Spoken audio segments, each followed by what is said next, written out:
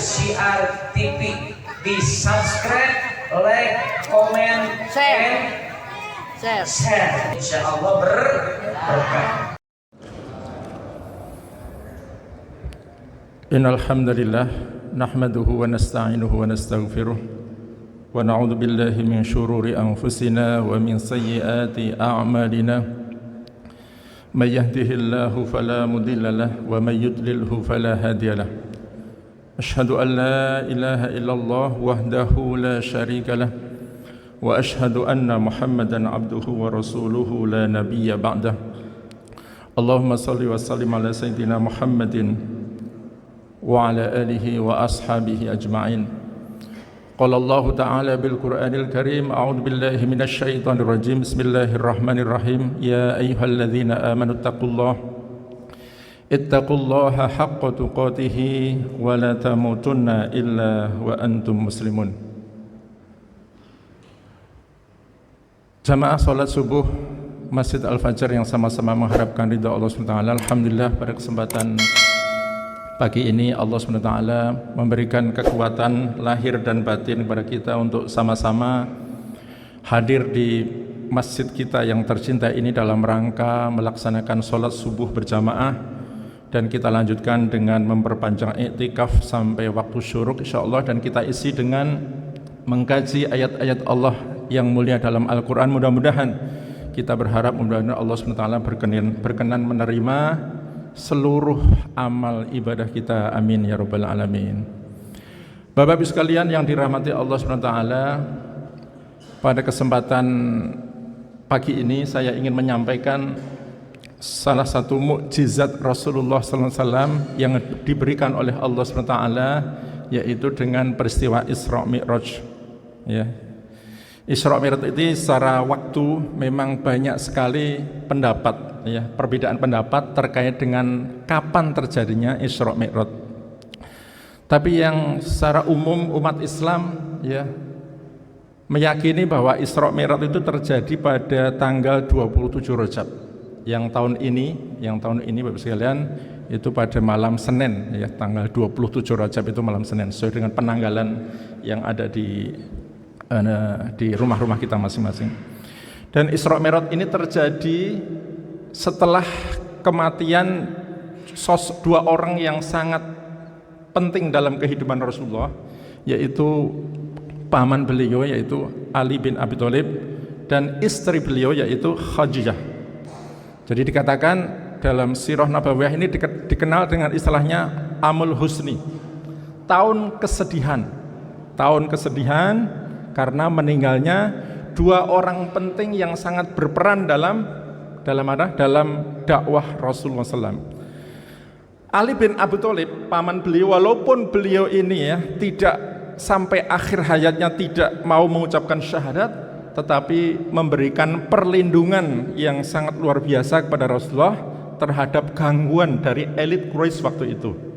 Sementara Siti Khadijah adalah istri beliau yang sangat mensupport dari sisi dana, dari sisi moral dan sebagainya, serta memotivasi Rasulullah dalam ketika dua orang ini Allah panggil, Allah wafatkan, maka inilah yang dikatakan Amul Husni, tahun kesedihan. Sehingga untuk menghibur Rasulullah SAW, maka Allah SWT memperjalankan yang kita kenal dengan istilah Isra Mi'raj. Di samping Isra Mi'raj ini juga untuk menunjukkan betapa besar kekuasaan Allah SWT. Di samping juga untuk menunjukkan betapa kecintaan dan kasih sayang Allah SWT kepada hambanya Rasulullah Muhammad SAW. Bapak sekalian, Isra itu dalam bahasa Arab dari kata-kata saro, yang artinya perjalanan di waktu malam. Nah, ini kemudian dijelaskan Isra Mi'raj itu beberapa ayat. Salah satunya proses Isra itu dalam surat Bani Israel atau surat Al-Isra, ya, juz 15, ya. Awal juz 15 ayat 1 itu Allah SWT menjelaskan tentang Isra. Kemudian Mi'raj itu dijelaskan oleh dalam surat An-Najm. Ini sering dibaca oleh imam kita dalam sholat, ya, surat An-Najm. Dan juga dijelaskan dalam beberapa hadis baik yang diriwayatkan oleh Bukhari maupun Muslim. Ya. Yang diriwayatkan oleh Bukhari antara lain hadis nomor 2968, kemudian 3598. Kemudian diriwayatkan oleh Muslim, nanti ada kisah perjalanan Isra Mi'raj itu, ada 3 hadis yang secara detail menjelaskannya, ya, yaitu Bukhari 2968, Bukhari 3596, kemudian hadis Muslim nomor 162 dan hadis Muslim nomor 168. Jadi Isra sebagaimana yang dijelaskan dalam surat Bani Israel ayat 1, Subhanalladzi asra bi 'abdihi lailam minal masjidil haram ilal masjidil aqsa alladzi barakna haulahu linuriyahu min ayatina innahu huwas samiul basir. Ayat ini diawali dengan Subhan, maha suci Allah. Nah, ini menunjukkan kebesaran Allah SWT yang telah memperjalankan hambanya lailam pada suatu malam. Ini jumhur ulama menyepakati bahwa kata-kata bi'abdihi, memperjalankan hambanya itu, Rasulullah dijalankan fisik dan ruhnya. Ya, sementara ada yang berpendapat bahwa hanya ruhnya saja yang diperjalankan. Ya, tapi jumhur ulama mengatakan bahwa ruh dan fisiknya yang diperjalankan dari mana? Minal Masjidil Haram, dari Masjidil Haram di Mekah Al-Mukarramah, ilal Masjidil Aqsa, ilal Masjidil Aqsa, menuju Masjid Aqsa di Palestina, yang jaraknya ya itu kira-kira 1239 km Bapak Ibu. Bahkan kalau di antara Bapak Ibu yang pernah umroh dan mengambil sampai Al-Aqsa itu, walaupun saya dapat informasi itu kalau penerbangan itu 2 jam 52 menit. Ya, 2 jam 52 menit itu kira-kira kalau dari Jakarta ya ke Medan begitu ya, atau Jakarta Balikpapan. Nah, ini kira-kira segitu. Jadi yang saat itu Bapak Ibu sekalian, moda transportasi yang dapat menempuh sejauh itu selama 1 bulan. Tetapi dalam ayat ini Allah SWT menjelaskan lailam, pada 1 malam. Jadi inilah salah satu yang saat itu dirasa oleh orang kafir Quraisy saat itu tidak masuk akal. Bahkan ini juga menjadi seleksi alamiah dalam dakwah. Kenapa? Karena ketika berita tentang Isra Mi'raj itu disampaikan oleh Rasulullah, ada orang yang tadinya beriman menjadi kafir, dan orang yang kafir semakin menjadi bahkan mengolok-olok Rasulullah Sallallahu Alaihi Wasallam karena tidak masuk akalnya. Kemudian dari sisi Mi'raj itu dalam bahasa, dari sisi bahasa adalah artinya naik. Jadi kalau Isra itu perjalanan dari minal Masjidil Haram ilal Masjidil Aqsa, dari Masjid Haram ke Masjidil Aqsa. Kalau Mi'raj naiknya Rasulullah dari Masjidil Aqsa menuju Sidratul Muntaha. Ya, ini dijelaskan dalam surat An-Najm mulai ayat 13, walaqad ra'ahu nazlatan ukhra 'inda Sidratil Muntaha 'indaha jannatul ma'wa idh yaghsha sidrata ma yaghsha ma zaghal basar wa ma tagha, ila akhir ayat. Ayat ini sekali lagi sering kita dengar dari imam kita ya. Ya, artinya dan sesungguhnya Muhammad telah melihat Jibril dalam rupanya yang asli pada waktu yang lain, yaitu di Sidratul Muntaha. Di dekatnya ada surga tempat tinggal. Muhammad melihat Jibril ketika Sidratul Muntaha diliputi oleh sesuatu yang meliputinya.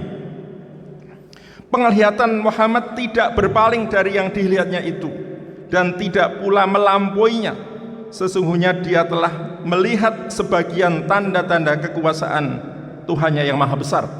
Nah, inilah peristiwa Mi'raj yang dijelaskan dalam surat An-Najm. Surat An-Najm mulai ayat 13 sampai 18. Kemudian hadis Rasulullah yang menjelaskan, yaitu pertama Bukhari nomor 2968. Nah, di dalam hadis ini ya pertama kali ada sebuah berita yang disampaikan yang perlu sama-sama kita ketahui.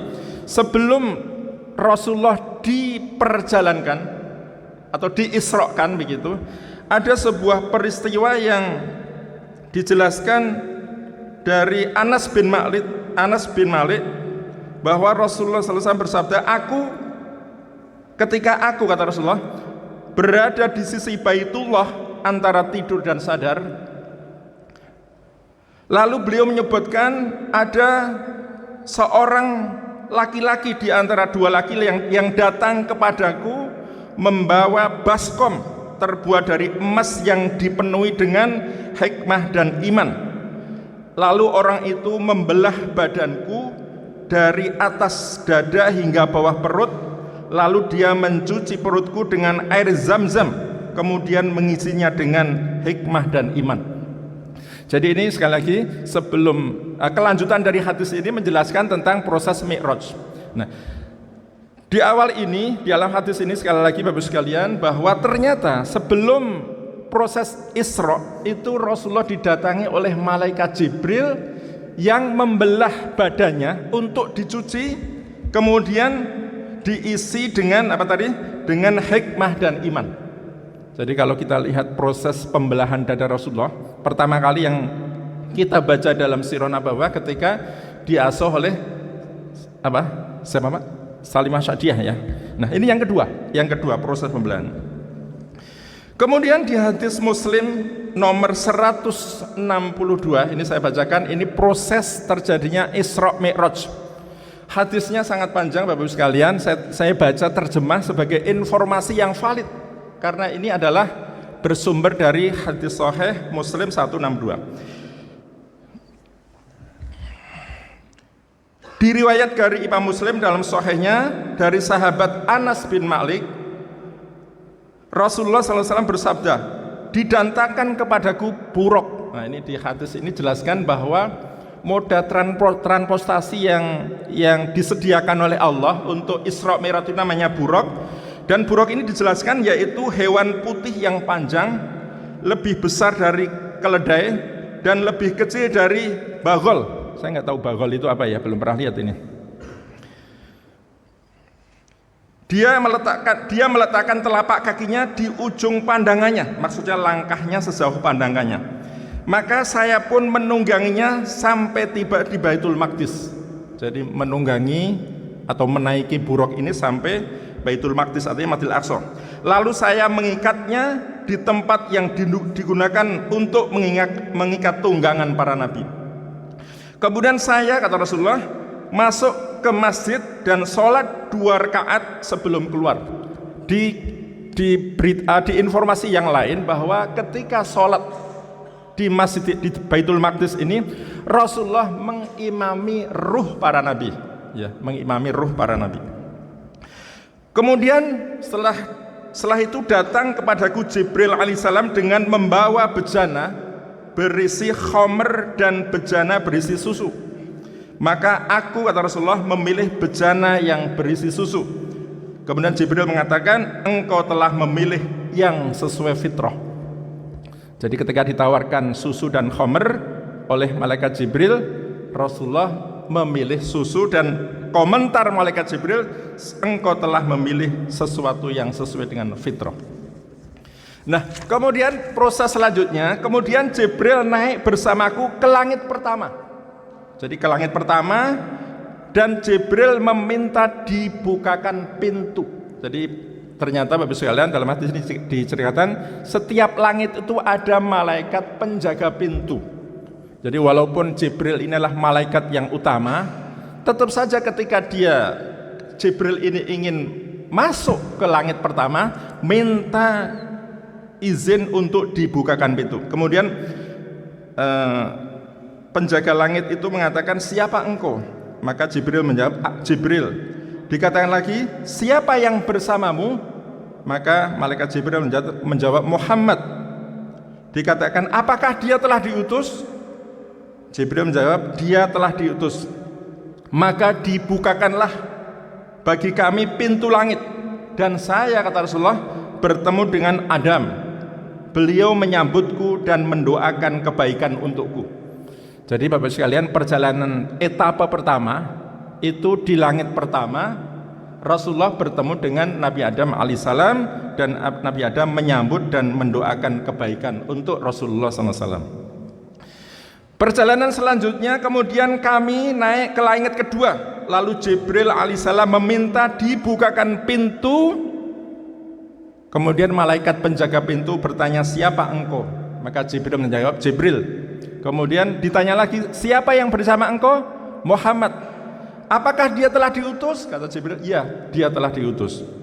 Maka dibukakanlah bagi kami pintu langit yang kedua, dan saya, kata Rasulullah, bertemu dengan Nabi Isa bin Maryam dan Yahya bin Zakaria. Beliau berdua menyambutku dan mendoakan kebaikan untukku. Jadi di langit kedua, sekali lagi dijelaskan dalam hadis ini, Rasulullah bertemu dengan Nabi Isa dan Nabi Yahya. Kemudian Jibril naik bersamaku ke langit yang ketiga, dan Jibril meminta dibukakan pintu. Maka dikatakan kepadanya, siapa engkau? Aku Jibril. Siapa yang bersama engkau? Muhammad, kata Jibril. Apakah dia telah diutus? Ya, dia telah diutus. Maka kemudian setelah dibukakan pintu langit yang ketiga, saya, kata Rasulullah, bertemu dengan Nabi Yusuf alaihissalam, yang beliau telah diberi separuh dari kebagusan wajah. Beliau menyambutku dan mendoakan kebaikan untukku. Jadi di langit ketiga Rasulullah bertemu dengan Nabi Yusuf alaihissalam.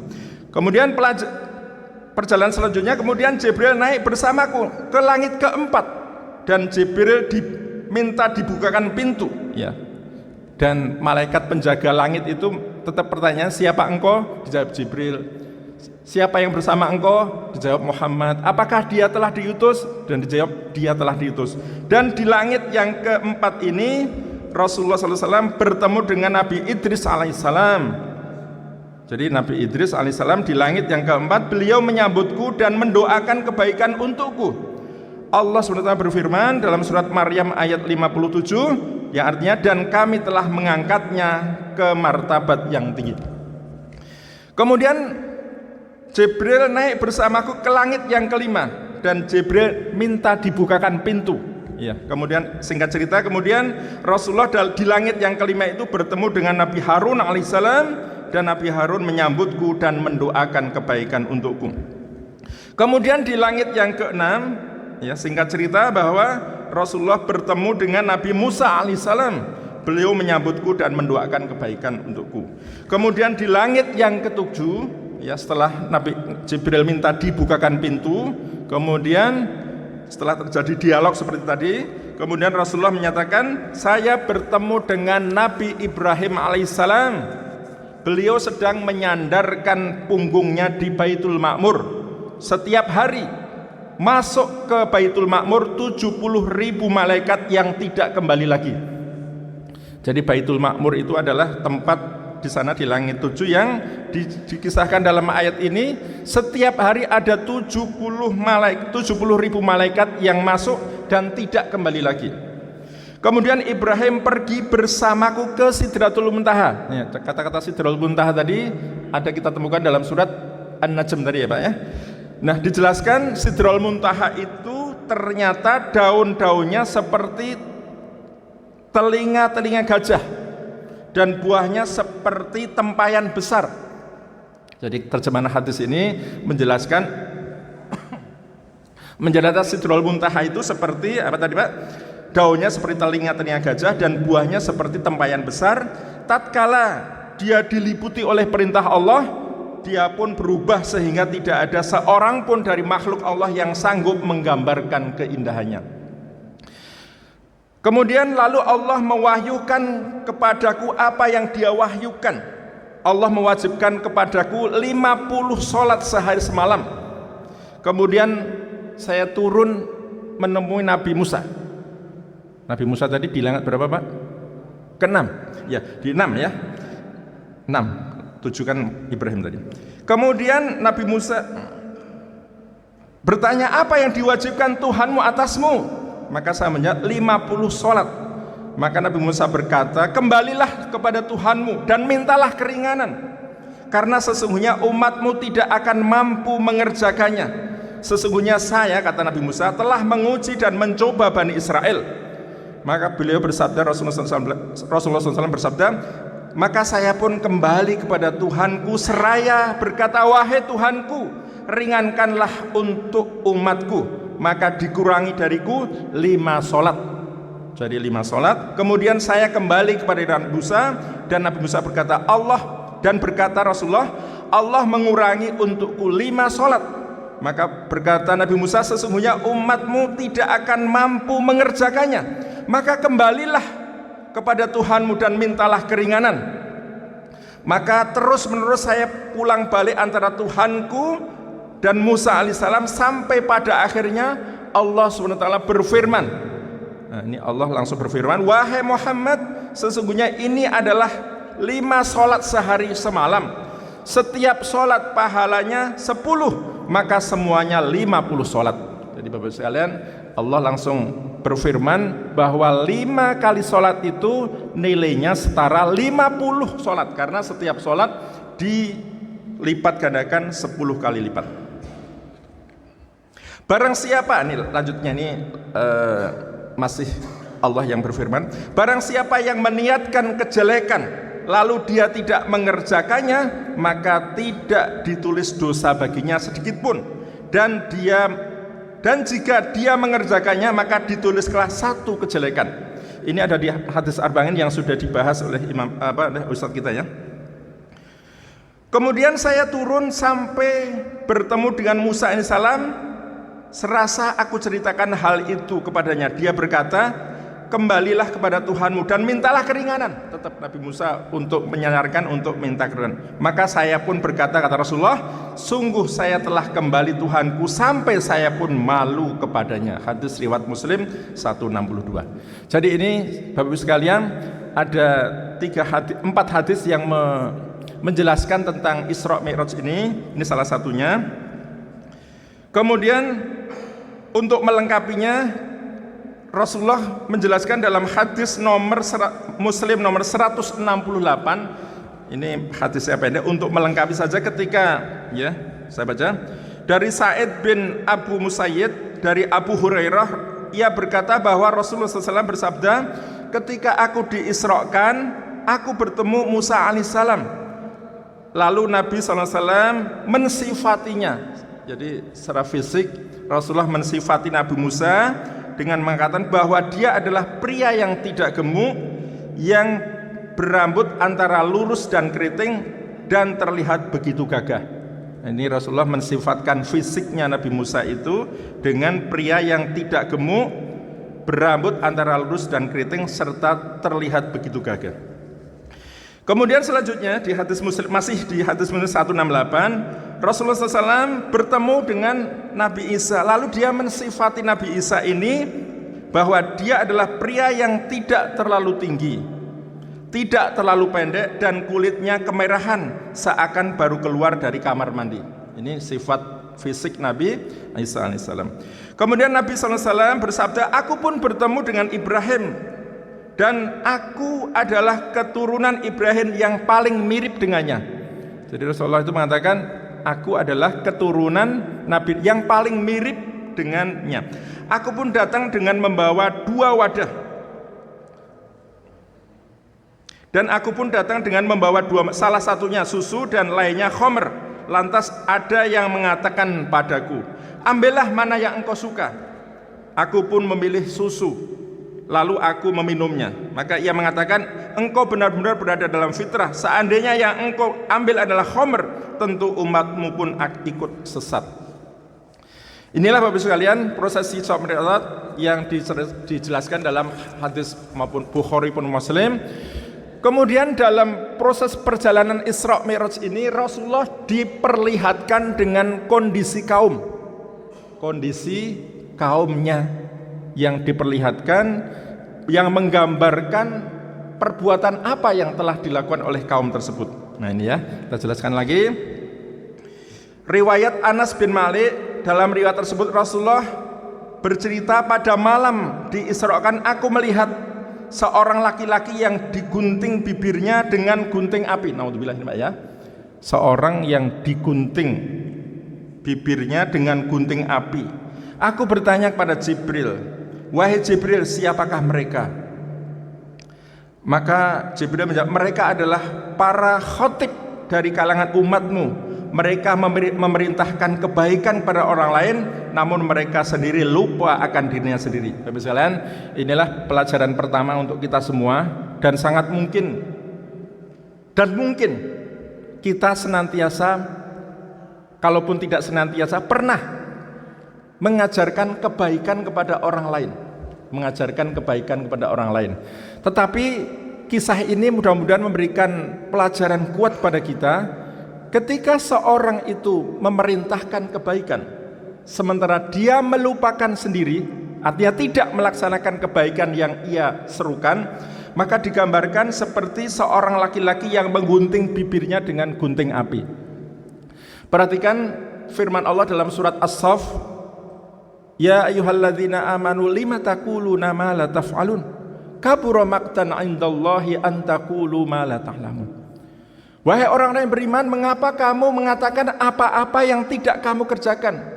Kabura maqtan 'indallahi an taqulu ma la taf'alun. Kalau dikupas dari sisi bahasa Arab, Bapak sekalian, kata-kata kabura maqtan 'indallah itu menunjukkan kebencian yang luar biasa dari Allah SWT kepada siapa? Kepada orang-orang yang mengatakan apa-apa yang dia tidak kerjakan, memerintahkan kebaikan sementara dia tidak melaksanakannya. Bahkan dalam surat Al-Baqarah ayat 44, atamuruna an-nasa bil birri wa tansawna anfusakum wa antum tatlunal kitab afala taqilun. Ayat ini asbabun nuzulnya turun ketika seorang laki-laki dari Yahudi ini memberikan nasihat kepada kerabatnya yang masuk Islam. Apa nasihatnya? Wahai kerabatku, ikuti ajaran Nabi Muhammad, istiqomalah dengan ajaran Nabi Muhammad. Yahudi ini memberikan nasihat demikian, tapi dia tidak mau masuk Islam, sehingga mengatakan turunlah ayat ini. Ya. Mengapa kamu menyuruh kebaikan sementara kamu melupakan dirimu sendiri? Perhatikan kata-kata terakhir, afala taqilun. Ya, mungkin kalau diterjemahnya, apakah kamu tidak memikirkannya? Jadi orang-orang yang mengatakan kebaikan, menyuruh kebaikan sementara dia melupakan diri sendirinya, dikatakan afala taqilun, apakah kamu tidak memikirkan? Mohon maaf, bahasa kasarnya Bapak Usulan, bahasa kasarnya, apakah kamu nggak punya otak? Itu kira-kira. Jadi sindiran yang sangat luar biasa dari Allah SWT, orang-orang yang mengatakan kebaikan, menyeru kebaikan, dia sendiri tidak melakukan. Nah, kamu sholat ke masjid, udah azan tuh, bapaknya sendiri misalnya nonton TV, misalnya, tapi bukan bapak yang ada di sini. Nah, baca Quran tiap hari, dia sendiri misalnya nggak mau. Nah, contoh begitu. Insya Allah kita, ya Bapak sekalian, metode pendidikan adalah dengan teladan. Kita menyuruh, memerintahkan keluarga kita untuk berbuat baik, dan kita adalah yang melaksanakannya juga. Nah, inilah. Kemudian yang kedua, Bapak sekalian, ini dari hadis Abu Hurairah menggambarkan keadaan umat yang suka makan hasil riba. Ya, pada malam diisrakan, nih Rasulullah bersabda, pada malam diisrakan ketika sampai di langit tujuh, aku melihat ke atasku, ternyata aku melihat halilintar, kilat dan petir. Kemudian aku diperlihatkan suatu kaum yang perutnya besar seperti rumah yang penuh dengan ular, dan ular-ular itu terlihat dari luar. Naudzubillah min dzalik. Maka aku bertanya kepada Jibril, siapakah mereka Jibril? Jibril menjawab, orang-orang yang suka makan hasil riba. Diriwayatkan oleh Ahmad bin Ibnu Abi Syaibah. Masih riwayat lain, masih memakan hasil riba, di riwayat lain dari Samurah Ibnu Jundah, orang yang suka makan riba digambarkan sebagai seorang laki-laki yang berenang di sungai dan mulutnya dijejali dengan batu. Maka sebagian diceritakan oleh Rasulullah, ya ini kembali lagi ya, pada suatu malam aku melihat seorang laki yang berenang di sebuah sungai dan disuapi dengan batu. Setelah aku tanyakan kepada Jibril, Jibril menjawab, itu adalah orang yang suka makan hasil riba. Bapak sekalian, imam kita sering membaca ya dalam Coba saya bertanya ini, Bapak Ibu terakhir mendengar imam kita membaca ayat dalam surat Al-Baqarah 275. Alladzina ya'kuluna riba la yakumuna illa kama yakumul ladzi yatahabbathu syaitanu minal mas. Kapan ini Bapak Ibu terakhir mendengar imam kita membaca ini? Ada yang ingat enggak? Kapan ini? Sholat Isya kemarin Pak, baru kemarin. Makanya karena Bapak-Bapak tawadhu ini nggak mau menjawab ya. Jadi orang-orang yang ini dikatakan dalam ayat, orang-orang yang memakan hasil riba itu tidak dapat berdiri melainkan seperti berdirinya orang-orang yang kemasukan setan karena gila. Nah, ini dijelaskan dalam ayat ini. Maka kemudian dijelaskan dalam kisah ini ya seperti tadi Pak ya, sangat mengerikan. Mudah-mudahan Allah melindungi kita dari segala bentuk riba. Amin ya rabbal alamin. Kemudian Rasulullah SAW diperlihatkan gambaran balasan orang yang suka makan harta orang lain secara zalim, terutama harta anak yatim. Ini terlihat dari riwayat Abu Sa'id Al-Khudri, dikisahkan oleh Rasulullah SAW, pada malam diisrokan, aku melihat suatu kaum yang memiliki bibir seperti bibir onta. Di tengah mereka ada seorang yang dipercaya menarik bibir tersebut. Kemudian mulut mereka dimasuki batu dari neraka, dan batu itu keluar dari bawah mereka. Aku tanyakan, siapa mereka Jibril? Maka Jibril menjawab, mereka adalah orang-orang yang suka makan harta anak yatim secara zalim ya. Kebetulan ini gambaran ini juga kita dapatkan dalam surat An-Nisa ayat 10. Alladzina ya'kuluna riba. Surat An-Nisa ayat 10. Kalau lupa ya, kita buka ya. Alladzi An-Nisa ayat 10 mengatakan,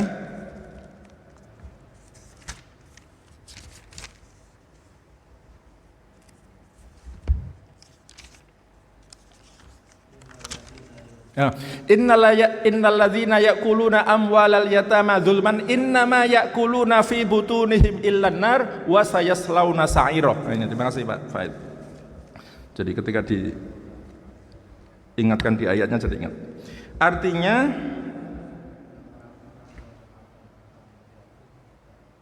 tolong yang keras Pak Said. Sesungguhnya orang-orang yang memakan harta anak yatim secara zalim, sesungguhnya mereka itu menelan api sepenuh perutnya dan mereka akan masuk ke dalam api yang menyala-nyala itu. Jadi ini sejalan dengan tadi Pak ya, kisah yang digambarkan oleh Rasulullah SAW tadi. Kemudian kita lanjutkan lagi riwayat yang menggambarkan suatu umat yang gemar menunaikan amal baik namun amal tercampur dengan amal buruk. Itu dikisahkan dalam gambarkan oleh riwayat Abu Sa'id Al-Khudri. Dalam ayat itu Rasulullah SAW tentang apa yang terlihat pada malam Isra beliau bersabda, aku melihat umatku dua golongan. Satu golongan yang mengenakan pakaian seperti kertas yang sangat putih, segolongan lain mengenakan pakaian berwarna abu-abu. Aku lantas bertanya, Jibril, siapakah mereka? Maka Jibril menjawab, adapun orang-orang yang mengenakan pakaian abu-abu adalah mereka yang suka mencampur adukkan amal baik dengan amal buruk. Bapak sekalian, ini pelajaran untuk kita, dan ini mudah-mudahan kita minta kepada Allah SWT untuk senantiasa diberikan taufik bagaimana kita senantiasa konsisten dalam kebaikan ini. Konsisten dalam kebaikan sehingga Allah mencatat kita sebagai ahlul khair. Dan manusia pun akan tidak akan mau mengajak kita untuk berbuat yang menyimpang. Dan ini kata kuncinya di kita. Konsisten dan prinsip kebaikan sehingga identitas kita jelas. Di masyarakat yang nama si fulan itu rajin masjid, tidak mau main gaple, tidak mau macam-macam, tidak mau korupsi, tidak mau gratifikasi. Nah, ini kalau sudah jelas identitas seperti itu, orang akan bersikap yang semestinya sebagaimana prinsip kita. Nah, begitu Pak ya. Sehingga digambarkan ini mudah-mudahan golongan yang memakai pakaian abu-abu tadi adalah orang yang ya dia berbuat baik, tapi di sisi lain dia juga berbuat buruk. Nah, inilah kita minta pada Allah, mudah-mudahan kita termasuk ahlul khair yang senantiasa berbuat baik. Amin.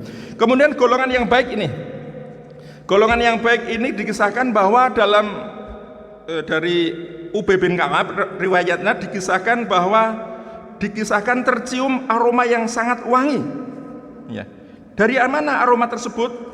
Sebagaimana digambarkan malaikat Jibril, aroma itu berasal dari kuburan Masyitoh, seorang wanita yang berjuang mempertahankan keimanannya dan dalam menghadapi penyiksaan Raja Fir'aun yang tiran di atas wazan yang panas. Kita ingat tahu ya.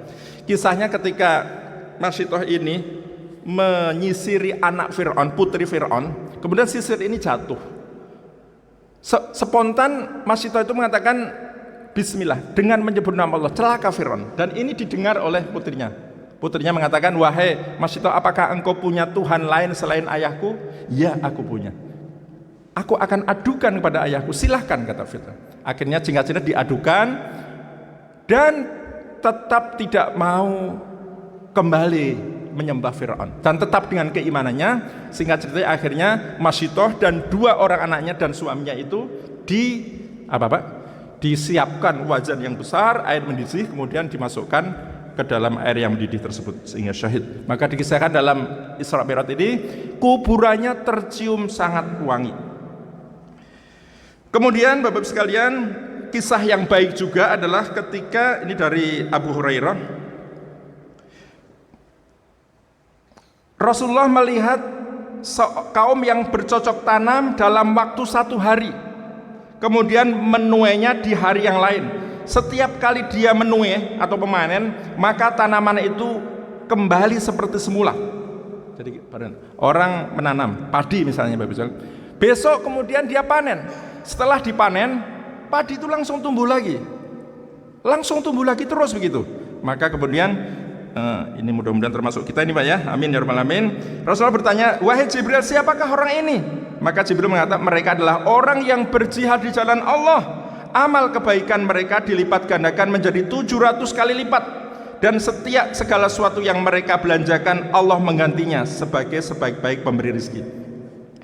Nah, ini sejalan dengan ayat yang sering dibaca imam kita, masalul ladzina yunfikuna amwalahum fi sabilillahi kamathali habatin ambatat sab'a sanabila fi kulli sumbulatin mi'atu habbah wallahu yudha'ifu liman yasha wallahu wasi'un alim.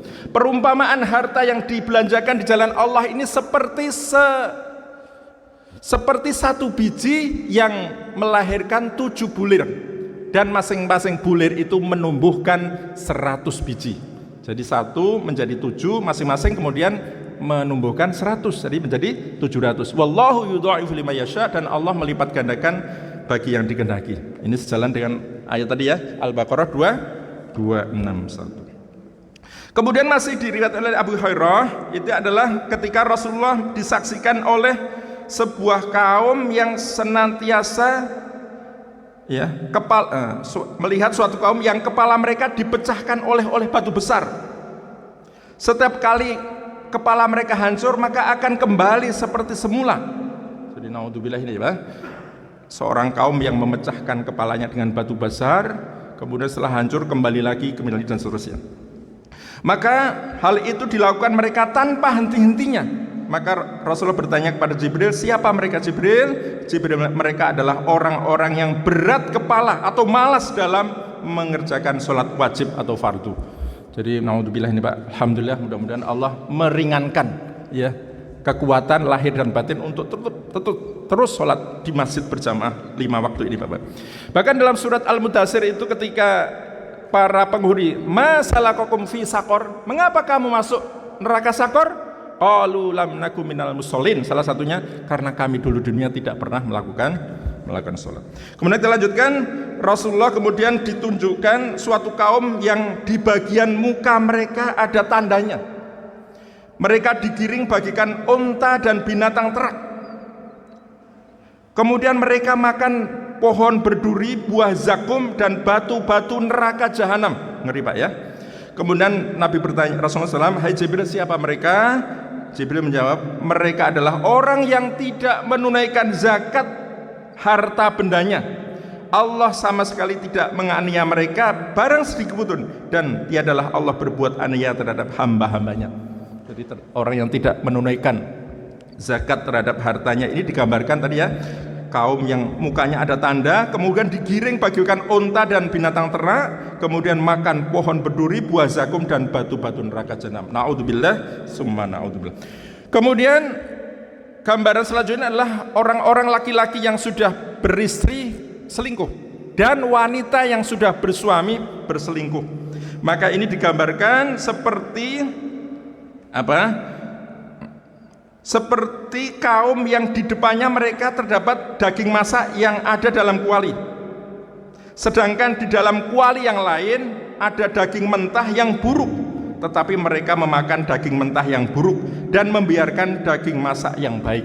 Jadi ternyata orang yang selingkuh tadi Pak ya, ini digambarkan ketika disiapkan daging yang baik mateng, tapi ternyata yang dipilih adalah mentah, daging mentah dan buruk.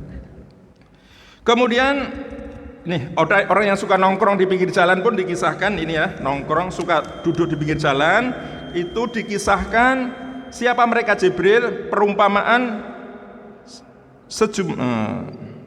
ini di suatu tempat ada kayu di jalannya, tiada seorang pun yang melaluinya melainkan bajunya pasti robek, dan tiada pun seorang yang melewatinya melainkan pasti menusuknya. Ini adalah gambaran umat Rasulullah yang suka duduk di pinggir jalan lalu mereka menghalangi manusia dari jalan Allah SWT. Kita lanjutkan sebentar ya. Kemudian gambaran laki-laki yang mengumpulkan setumpuk besar barang yang tidak mampu diangkatnya, sedangkan dia terus menambahinya. Maka Rasulullah bertanya, siapa mereka Jibril? Maka Jibril menjawab, dialah kalangan umat yang mempunyai banyak amanat orang lain yang tidak mampu ditunaikannya, sedangkan dia ingin membawanya. Lanjutkan dengan Nabi SAW melihat suatu tempat yang ada batu kecilnya, yang darinya keluar seekor sapi jantan yang besar. Lalu sapi jantan itu bermaksud kembali ke tempat ia keluar, tetapi ia tidak mampu. Rasulullah bertanya, siapa mereka Jibril? Jibril menjawab, ini perumpamaan seorang laki-laki yang mengucapkan kata-kata kasar kemudian menyesalinya, tetapi dia tidak mampu mencabut kata-katanya. Nah itulah barangkali masih ada beberapa. Terakhir barangkali kita ambil pelajaran hikmah dari Isra Mi'raj ini Bapak sekalian. Pertama, bahwa Isra Mi'raj adalah perkara gaib yang dalam pandangan akal manusia tidak masuk akal. Maka sesungguhnya ini adalah menguatkan sarana untuk menguatkan keimanan kita. Ya, perhatikan ayat dalam surat walladzina jaa bisidqi wa saddaqa bihi faulaika humul muttaqun. Orang-orang yang membawa kebenaran dan membenarkannya, merekalah orang-orang yang bertakwa. Dan ini pelajarannya adalah bahwa kita harus membenarkan apapun berita yang disampaikan oleh Rasulullah SAW. Bahkan materi yang saya sampaikan bahwa salah satu makna Muhammadur Rasulullah adalah apa Pak? Membenarkan apapun yang dikabarkan oleh tasdiquhu fima akhbar, membenarkan apapun yang dikabarkan oleh Rasulullah. Kemudian yang kedua adalah bahwa